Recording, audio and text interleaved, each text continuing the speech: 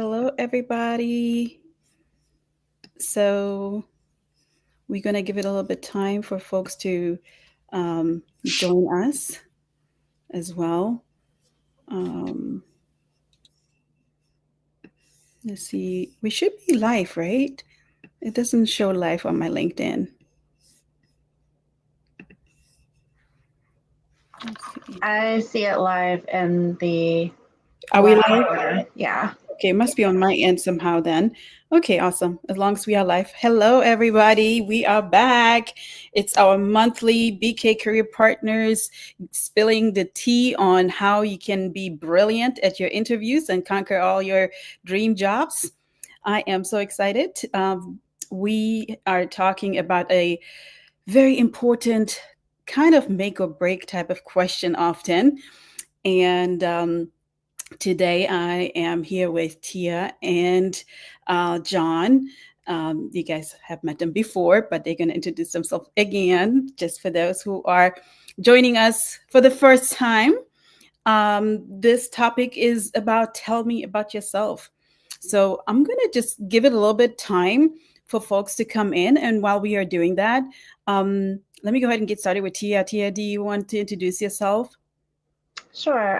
My name is Taya Romero. I've been in the clinical research space for about 20 years now, focusing on the client success and account management piece of that. And I'm here to support you, Grace. Awesome. I'll pass it to John. Awesome. Yeah, hi, I'm John King, retired Marine. Was in the military for about 25 years. Started a couple of companies, a consulting firm, and a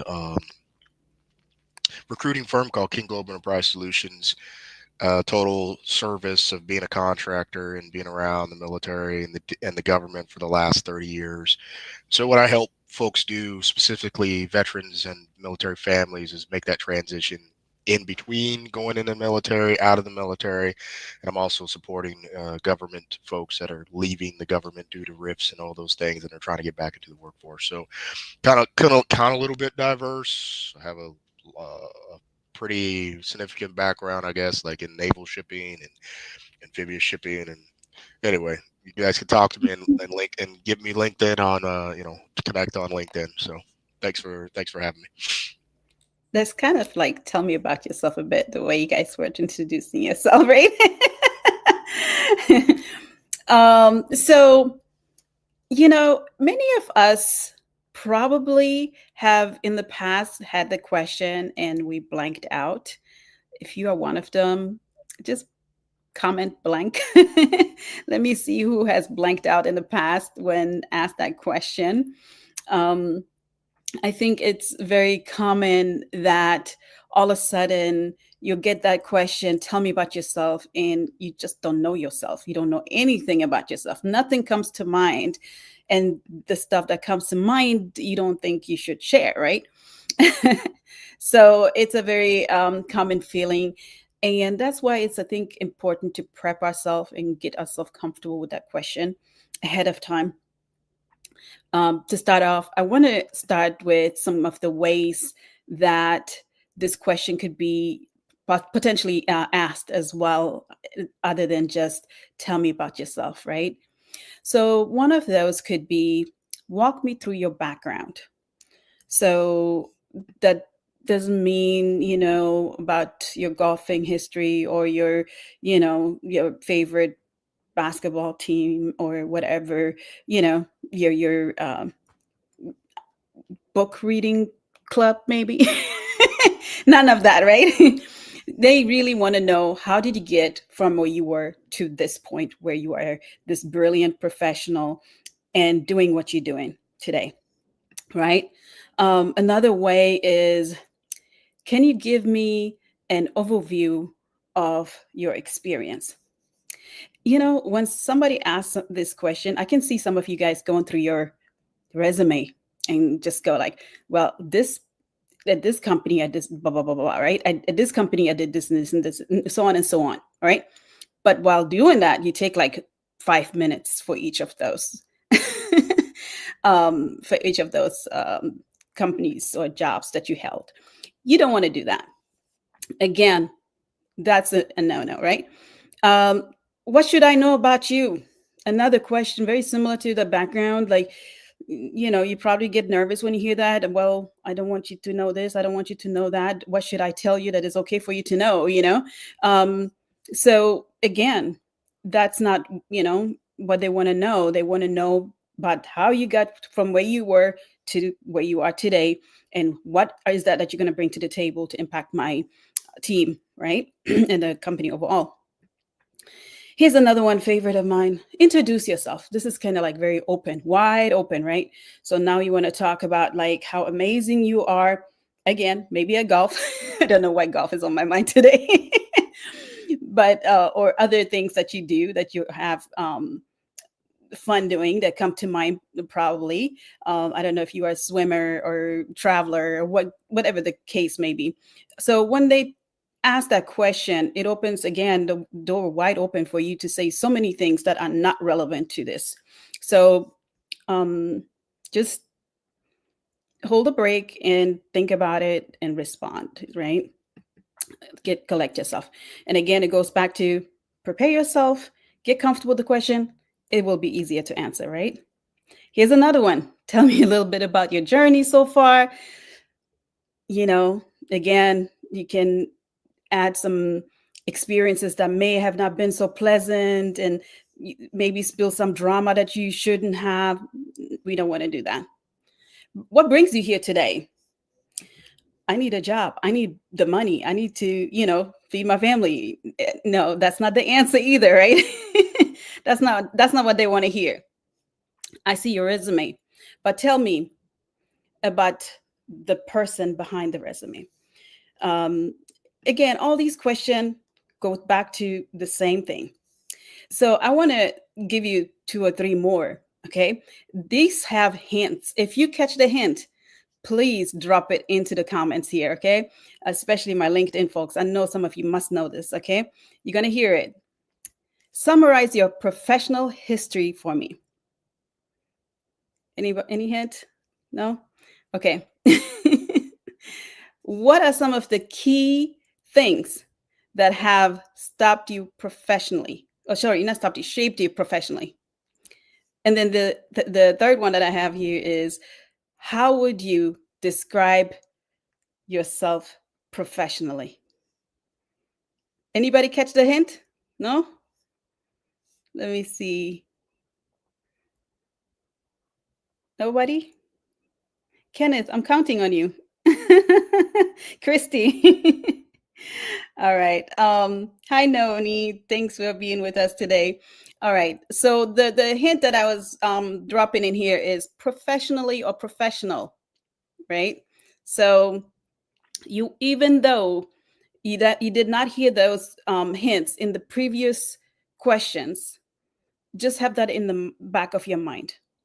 Always think that this is what they want to know, your professional experience, the skills that you bring to the table, right? And why you're going to make them amazing and how you got there. So I'm going to go ahead and pass it on to my brilliant team here, the brilliant Tia and John. Oh, Keith has joined that. I didn't realize. All right, Keith, welcome. Hello. Thank you Yeah, for having me. awesome. Welcome, welcome. Do you want to start by introducing yourself, Keith? Since I Well, love giving we we I love- give him the prefix. So Keith, the prefix is tell me a little bit about yourself, right? And that's what the session is tonight, is teaching people how to tell a little bit about themselves. Keep it 30 seconds. Let's go. I am late. My name's Keith. Thanks for having me. So that is, listen, I've done this whole entire thing before, and I had a whole 5-minute pitch on myself. The executive director was on the screen, and she's like, listen, hopefully the rest of the conversation that we have today goes a little bit more on track with time. Thank you. And I was like, all right, you have a good day. Should have just left at that point in time. And I think that's my nemesis, that question, actually. So I think I'm not going to be the guide on that, and I'm going to be the student. So I'll talk about some other areas, but I could tell you that's my spot. It's like, It's like when you're told to have your resume at like 1 page or 2 page max, and like I'm sitting there like giving a book. It's like, hey, here's all the training I did since I got out of pre-K. It's like, hire me. So Yeah, that's yeah. a very good example, actually. It's kind of similar to that, right? Keep it precise, but kind of give it a story to a point where you're guiding them step by step and keeping them engaged. Con- Um, Connect with whatever job you're going for at that particular time. Talk about it. You don't need to talk about the time you served or made cakes at Baskin Robbins or whatever else you did growing up and worked at a concession stand in the park. Nobody cares about that. It's not going to do anyone any good. But be on point for how your story aligns with their story. And also just do your research, know about who your audience is going to be, see what their hobbies are, what their background is, so you can kind of hit on each one of them. So they're going to be having that emotional connection to you and being like, oh, I like what that guy said, or the guy or gal, because you want them to, kind of look for their biases that they might have, right? They may have, they have them, they're out there. It's like, I was a member of this club, a member of that club, or this fraternity, this something, favorite football team, with sports team. Just look for them, but, be as clear and concise as possible as you're directing the conversation. Yeah, that's a good point. I think you started off very in a way that really resonates with many of us. We all had to stumble around with that question before we got it right. I think at some point, um, every one of us had a little difficulty with it, right? Do you guys have any experiences you can or are willing or able to share, Tia and John? I mean, look, I was a fish out of water, right? Coming out of the military after 25 years, you learn you have to speak like a civilian, right? So I've had a lot of practice over the last 5 years because I train folks and I train organizations. I've helped people with skill bridge and things like that. But I was definitely a fish out of water. But two phrases that I'll give you. One I learned from the Honor Foundation is like, don't let anyone else tell your story, because if it then it's no longer your story. And another one is just a Marine Corps saying, one of our leadership traits is know yourself and seek self-improvement. Know yourself and seek self-improvement. Okay. Yeah, somebody taking notes here. That's fantastic. Thank you, John. Tia, how about you? Yeah, I think this is a difficult question, but it's coming, right? Like, some version of it is going to hit you at some point of the interview. So it's difficult, but it's also one of the ones you can actually prep for and have a comfortable response. I think it's really, a lot of times it's just to kind of set the tone of like a casual conversation, which is what you want. You want to feel like you're in a conversation, not like you're repeating a memorized phrase that you wrote about yourself. So I think you want to keep it casual. And a good way to do that is just practice, practice in front of a mirror, just practice what you want to say about yourself. Don't necessarily write it down so that you're saying word for word, because then you're going to sound a bit robotic, and you want it to come across very genuine so that you open up that kind of rapport with the interviewer.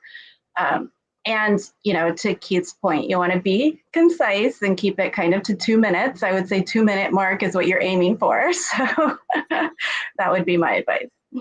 Yeah, I agree. I agree with that as well. And, having been behind the scenes as a recruiter, in some cases, dragging some of the hiring managers into the interview rooms because they running around doing 10 different things that they don't have the person to do because the person is interviewing, right? We don't have that person. So their plate is full. And often they come into the room with so many things already on their mind.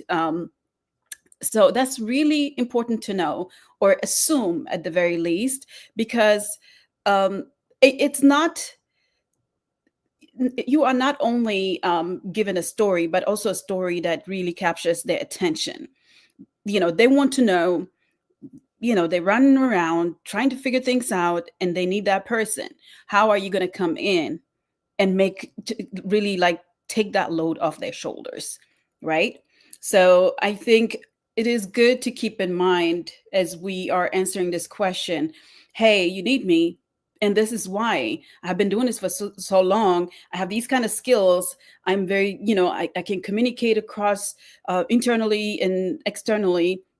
I can also provide customer service internally and externally, meaning whether it's with the stakeholders or other higher managers, or whether it's vendors, out external teams and whatnot, right? So you can do that type of communication. These are things on the soft skill side, but also like I got to the point where I'm at today because I was able to. I got this type of training. I got this type of accomplishments. I was exposed to this type of seminars and so on and so on, right? And these are the things that, and I know Keith was mentioning one of the roles, what was the job that you mentioned, Keith? I was going for an executive director, but one of the executive directors, I was in a small little conference room that was so hot, and I thought this was done intentionally. There was like 4 or 5 people in there. There was like 8 people on the panel, but it was just they ended up picking the person that was like the local person that they knew. I was just there as a proxy. I wasn't. Nobody was really even considering me the whole entire time. It was just the local person that was there, and I was just someone that was at the same caliber. So it was just I could tell just by what was going on. As a joke, you mentioned, I think it was something in the food industry, a role, and if you were Baskin Robbins, yeah, but I did that. Yeah, I mean, I worked it when I was like 15, 16 years old. I mean, no one cares about like when you're going all the way back down to the beginning. It's like try to cut it short. Get back to like what is actually relevant in your skill set. And even when you're putting your resume out there, you don't need to put that you also helped your uncle wash cars or did something else that's irrelevant, but make sure that the things are important to them, whether if it's the humanitarian sector, whatever it may be, to talk about your volunteering and other stuff that you do, but don't put anything on there that's going to basically that's going to silo you if you're going to talk about anything. This is a touchy subject now if I bring it up, but I can or I cannot. But, if you're going to get involved with anything that has to do with political or religion or anything like that, if you're throwing that into your resume, just buyer beware that, that type of thing could basically alienate you, from people that do have that biases when they're reading your resume. They could be looking for a particular type of person. Your last name could do it too. Because I could tell you, like, my ex got hired because she had my last name. Like, that was one of the reasons why she got hired. Every other time when she applied before we were married with her with other names, she didn't wind up getting the job. So after that, they hired her and they saw her coming to the interview. They're like, whoa, hi. But it's just like there is that tough truth to things, right? There is that there are some biases that definitely, many of us can be I guess categorized by, and I think that's another conversation. Another conversation. To get back to the ice cream place, right? Yeah. The first thing that I thought of is like, well, if you were a manager and you had a leadership role, you can say, I started leading people and managing people since I was 16 years old at what is it called? But actually before then, my parents they were a franchisee for TCBY. So I was hired there because I knew how to run TCBY and knew how to clean the machines and make the cakes because I learned I used to help out my parents on the weekend. So it's like they hired me because of that. So it was even earlier, but it could be useful in terms of, like saying how you could help out in the all staff meetings when they need a cake decorated or for somebody's birthday or a celebration. There's other ways that you could join a team, but it gets interesting. Well, again, when your resume just keeps going and people are like, just tell me how this is actually going to be relevant in terms of the job that we're hiring for you today. Yeah. And I think it's not, not to undermine the soft skills that are embedded in us from even earlier, right? We can mention that. I think that's okay to mention. I have been leading and organizing and, and communicating with higher up level folks, since I was XYZ working at XYZ. So, Grace, my big fear with that is getting into another topic since I am, I'm getting older, and then we go into ageism. Like the second you start putting your season, your professional and all this other stuff and your years of experience, then if you're going to classify you you're going to be put into a whole different category. So it's like, I kind of had to like reword a lot of things that I was saying in terms of my about me profile section on my profile. So I wouldn't kind of make people feel like I'm going to be stuck in my ways and just wanting to do things a particular way and not understanding the latest technologies and things like that. So I think it's hard. We're stuck in this weird world, right? That it's like, as we keep getting more professional and older, that it's like, how do we actually sell ourselves without overselling ourselves? Yeah. Yeah. I mean, I think it really depends on the type of roles that you're going for, right? As you went for that executive director role or very senior leadership roles, you do have to highlight that level of experience. You have to highlight that level of expertise and acumen and being able to manage people. If you're going for a very much lower role, then you don't put as much emphasis in that, right? Before the government shut down, I was going after GS-15 and SCS roles. So I had a 19 to 20 page resume stretching over my 30 years of experience, right? So I think that it's really situation dependent.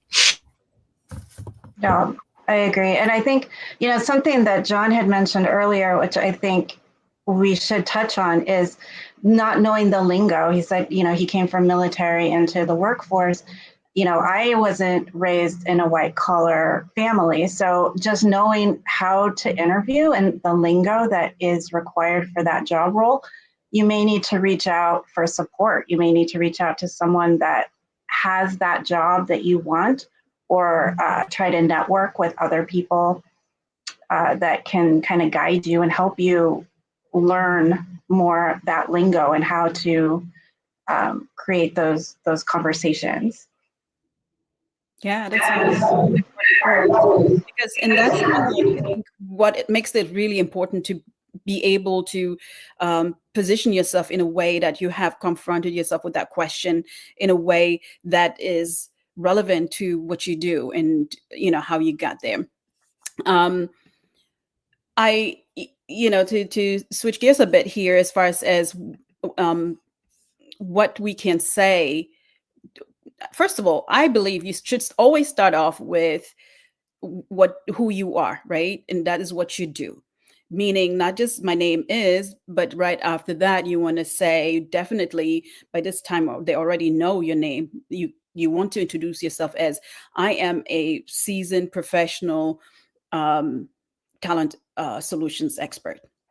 Right, or whatever you want to say, XYZ again, whatever that title is that you are carrying, right? So right off the back, you letting them know, I am that person for you that will be an expert at this and specialist at this, right? So and then you want to move into some of the other things, and I want you guys to actually jump in here as well. And what do you feel like are some of the things that you should mention as you are building that story, that 2-minute story, as Tia said very well earlier? You don't want to make it very long, right? And keeping them captured and walking them step by step as to how you became that great person, that perfect person for that role. And this is why they need you. This is what you tell them at the end of the day. This is why you need me. This is why I'm going to be the person that is going to fix your problems, take the load off your back, and help you, build your department and deliver, right? And have that impact. So what are some of the things that you can think of that you feel like need to be within that story? I think if you're speaking about like you had mentioned, like your soft skills as well as the other things that they're seeing on the resume itself, because it's the soft skills aren't really going to be portrayed not unless you're actually spelling them out. And typically you're talking about the metrics of whatever you've achieved during that period of time. So if you're saying that you're empathetic, and if you're saying that you're data driven, but it's just talking about like how you lead so they can actually see you in that actual role that they're looking for. So it's like how you speak to people, and it's if you communicate across departments or whatever it is. It's just making sure that you're letting them know how you lead, that it's not just you're not living in a silo. But again, it's just I'm not the person for this one. And then it's always good for someone to actually go into the room and to not always be that person to say they're a know-it-all. But I'd love to hear from everyone else what they think. I have it kind of like where you focus on the present, like the role that you're applying for, a little bit about your past, like what makes you the right fit for that role, And then the future, like, again, like why you see yourself working in that company, kind of like structuring it a little bit like that. So it's telling a story. I think that's helpful to think in terms of storytelling when you're answering. Yeah, I can concur with that. You have to do that past, present, and future thing, right? So this is who I am. This is where I'm going.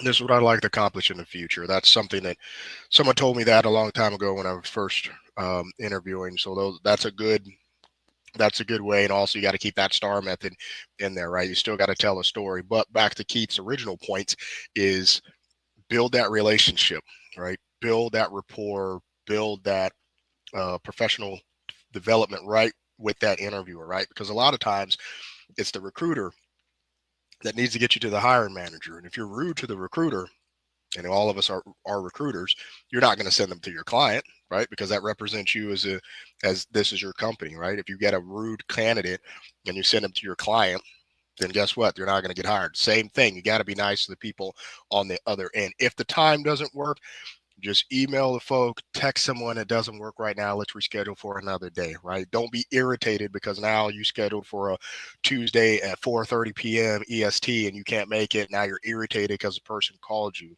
But you have to be nice on the other end because that recruiter has a lot of say on which hiring manager your information goes to. And hiring managers, I get it, are very, very busy. So you do got to keep it concise and get down to the point. But it's questions you probably should ask during your what about me, or like, what keeps you up at night?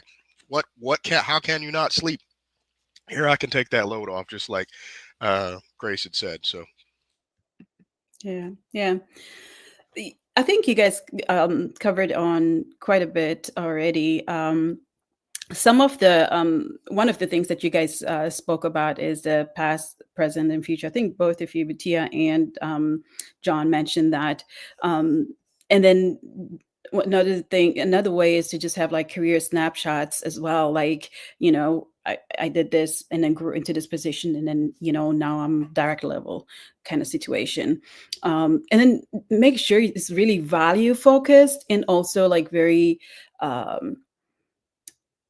impact driven, right? Like what kind of impact have you left behind? And I think this is probably really good point to kind of like talk about it real brief here. Is the impact is often measured, whether it's in percentage, number of companies, number of employees, or dollar amount, whatever measurement you use to measure that impact. Do you guys have any feedback on that? Like any pointers you can give them? How can you really focus on some impact, and how can you relate and communicate that type of storytelling, I guess? STAR method, just keep it to the STAR method, right? Situation, task, action, and result. Just keep it as simple as possible. I mean, you can overwhelm them with the words that you have in your resume. Like, yes, you're a front end developer and you did DevOps and you have C++++. But talk about that in the STAR method when asked questions about the job, or what do you tell me about yourself? What do you like about yourself? How can you improve? Just keep it at the STAR method, right? And then keep it very simple, but and explaining that way your interviewer, if they're taking notes, they can take the notes. If they use like an AI system, they can go back and look at that.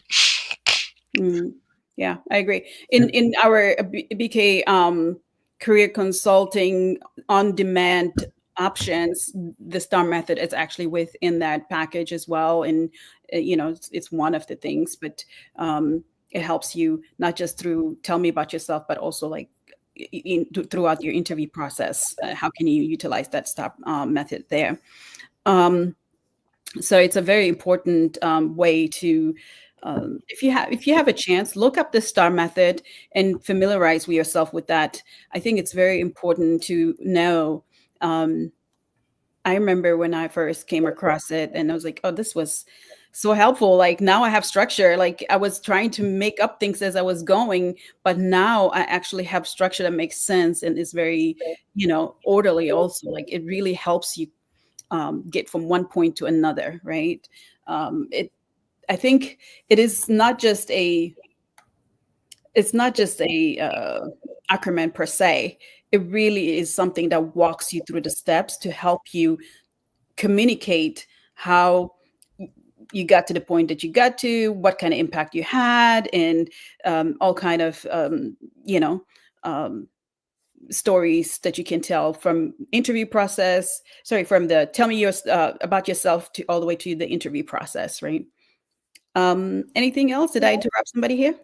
Well, Grace, I just wanted to add, I think it's really important what John was saying about we need to, when we're telling, when if we're being asked a question about like how we worked with a team before, and if we didn't meet our goal or metric or let our team down, don't try to act like you're just like Mr. or Miss Perfect and you've done everything right your whole entire your life and you've never had that moment. Because if you go to that moment and you say, no, I was always great, no, this never happened, people are going to be like, okay, thanks, have a great day, because there's always been that time. And if you're not willing to be able to humble yourself or to learn and grow from those moments, it's going to be hard for you to be like really adapt when you become a member of that team. So don't think that that's a sign of weakness for you showing, to telling people about where maybe you missed the mark. So I think it's really important for you to relate, and it's just that eye contact you're giving them to as well. When you're looking away, you're looking up into the sky, they're knowing that you're thinking of an answer, but have that eye contact with them. Make sure you're using their name as much as possible, but don't just keep saying Grace, hi Grace, hi Grace, hi Grace. Like, make sure you're using their name. Like, pretend like you're at Starbucks, right? Like, everybody likes to have their ego stroked at times and hear their name. Say their name. Let them know that you know that they're present. Do your research again, know your audience, and then know more about yourself, because throughout our life, like I'm in a period of transition too as well, where it's like I'm changing, maybe my purpose is different now. Maybe I'm not in the same exact path as I was before, but throughout that period, the period in our life, we need to know exactly who we are, what's our passion, what's our purpose, so we can properly sell ourselves. And then the last thing is that don't, if you're in the interview, make sure that you're not selling yourself short, because it's a two-way conversation where both of you are there for a reason. You need to learn more about them. So when they're giving you that extra time at the end of the interview and they're saying, is there anything you would like to know about us? You're not going to be like, no, I'm good. I learned everything. You guys are great. I love it. No, don't do that.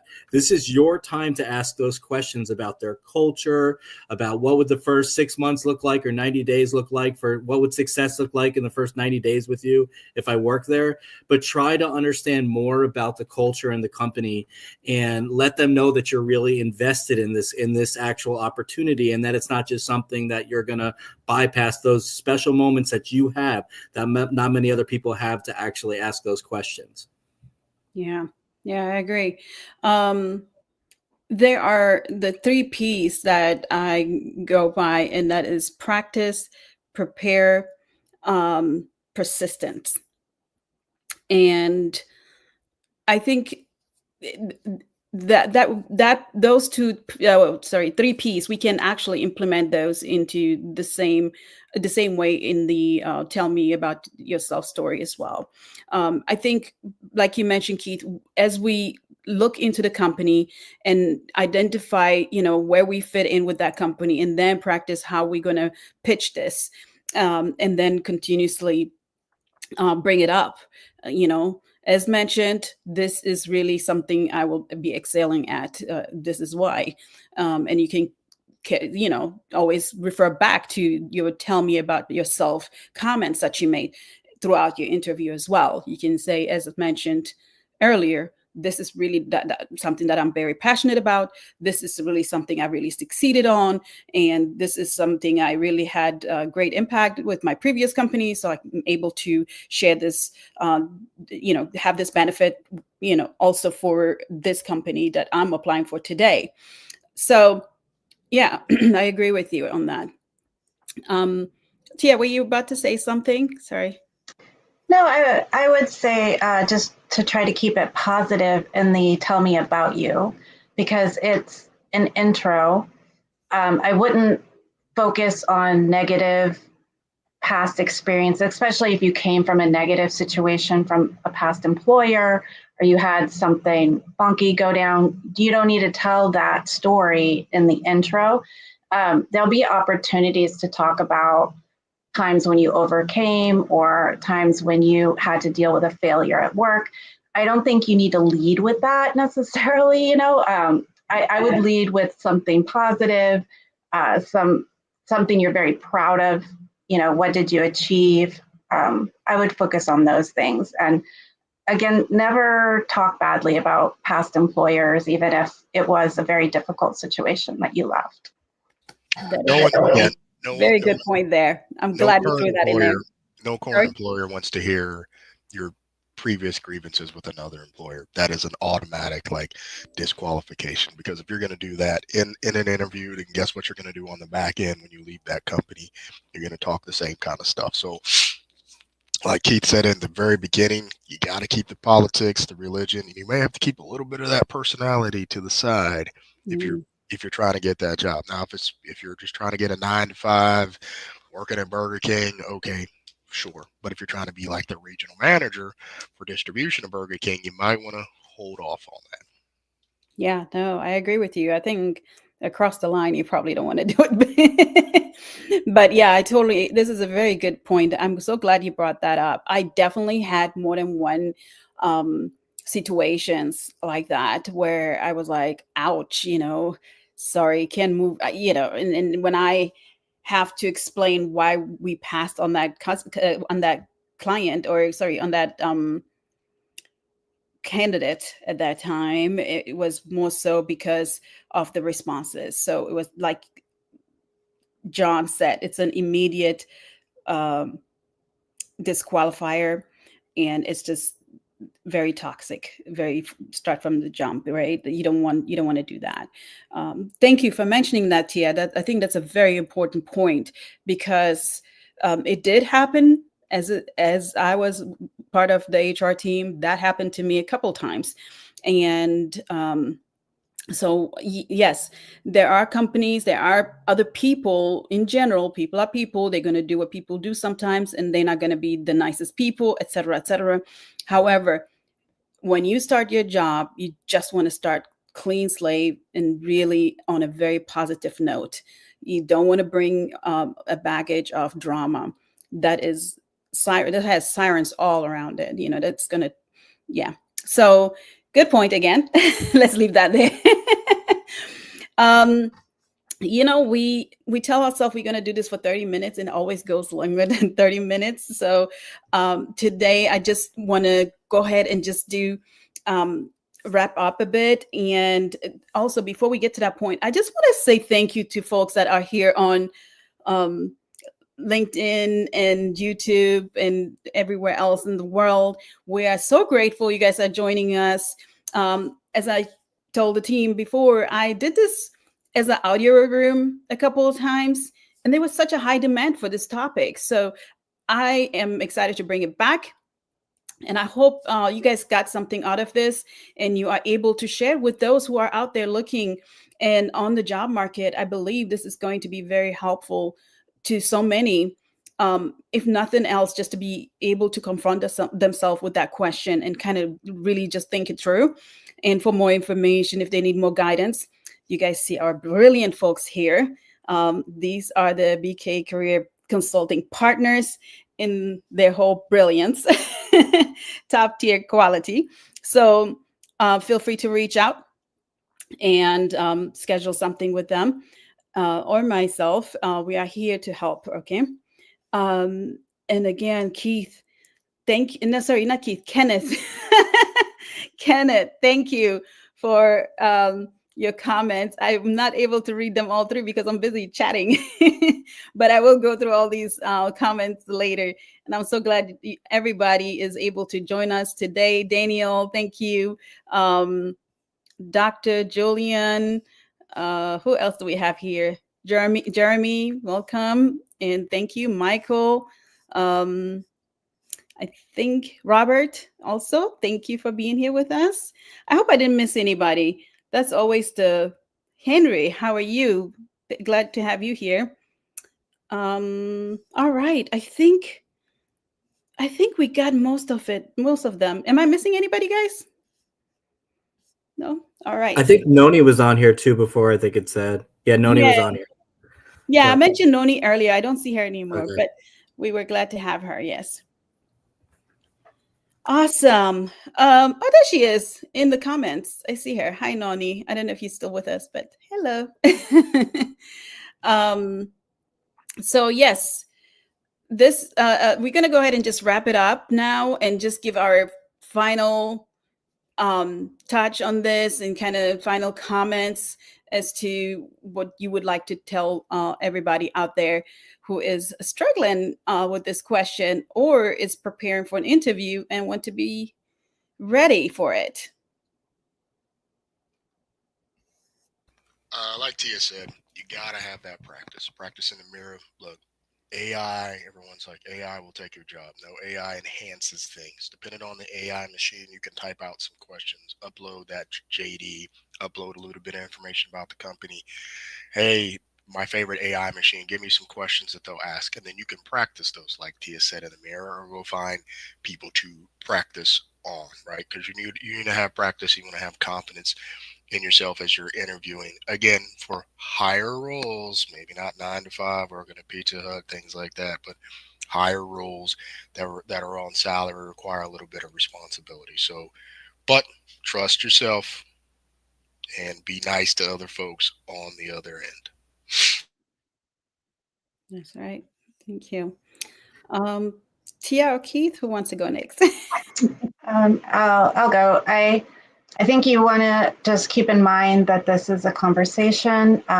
You want to also know if you're a good fit. So I think being authentic with your response. Don't be too robotic where they're not seeing the real you, because you want to show the real you in the interview, and you want to know if you're going to be a good cultural fit with this company. So I would say just keep that authenticity when you're preparing. Absolutely. They want to And hire you because it's you and not because it's somebody else, right? Perfect. Go ahead, Keith. Sorry. yeah, and I'll go just tag along with that one. It's just because, like, if you're gonna try to put on some type of an act, like you're okay with something that you see, it may be their customs that they have or their culture, and then you're like, oh, I can deal with it. Like, just let it be known exactly who you are, where you're coming from, because I've gone into some interviews before where you had to be of a particular religion and there was all this other stuff that was going on with it. And I'm going through the interview process, I'm killing it, and I'm saying to myself, man, I don't know how this is going to work out if I get the job. So, but it's just like you want to make sure that you actually notice whatever red flags are there. But I think the most important thing is really it's just craft that tell me about yourself message line that blends your present role, your key strengths, and like what you're passionate about, like I mentioned before, and try to get it all in under 20 seconds. And, just try to just get it together, just like quick, succinct, but and then practice with people. Again, don't drive yourself crazy over it. Record yourself. We all have technology that we could use, and listen to how it sounds, and try not to like be like, oh, I'm try to make it so that actual people can hear you and understand you, speak clearly, because there may be people that are in the room with you that may have some type of other disabilities as well. So make sure that your nervousness that you have inside isn't really being, isn't portrayed by like your actual speech itself. So just calm down and realize that you've gone through harder like moments in the past and you've succeeded. So just try to like pat yourself on the back for a minute before. Thank you. Yeah, I agree with you. We have some great top comedians here. Keith, sorry, I don't know why I keep on calling him Keith. Sorry, Kenneth. At least you're mentioning Kenneth, because Kenneth is seriously like bringing everyone here. He's over there. Like I I need know, to see what his direct messages look like one day. I need to see everything, and it's probably like 6 screens of messages. So I thank you, know, and Kenneth. I'm trying to keep a straight face and focus, and I try not to read his messages because they always make me laugh or distract me. I know he's having a fit right now. I do read them eventually, Kenneth. Yes. Thank you for being here, Kenneth, and thank you for inviting everybody you invited. And there's somebody else. I think it's Kirsty, who also invites folks and shares this with everybody. And I'm so grateful for you guys. please continue doing that. As I mentioned earlier, you see our, brilliant folks are here to help. And if people want the help, there is help here. So just keep that in mind. And that's one way we are doing it. We are giving back at the same time, but we also want you to know what they are capable of, right? Um, it's a lot of knowledge that is being shared, and a lot of expertise that they are willing to share here with you guys, and even like on one-on-ones even more, right? So take advantage if you can. I think we make time for the things we want, and that's one of them, I guess. Right? If you really feel you need it, go ahead and make the time and schedule some time with them. We have Jay in the house. How are you, Jay? Welcome. And again, folks, I'm going to wrap it up. I think if there's always a demand for this conversation, so I'm sure we will be bringing it back again and talk about this once again, because there is always something you can learn. And next time, maybe if you guys want to drop me some questions or a topic you guys want to really cover, go ahead and do that, and we address it here with the team, and the team can actually share with you their insights and give you more tips and tricks and insights, right? So that's that from us today. I'm gonna say goodbye to avoid good morning and good night wherever you are in this world. Thank you for being with us this afternoon, evening, or morning. And we look forward to having you again on, it's going to be a monthly a room that we have here, event. And it will be again next month, first week of the month. And we're going to send out the invitation. Look for it and share it with your loved ones and friends. Bye.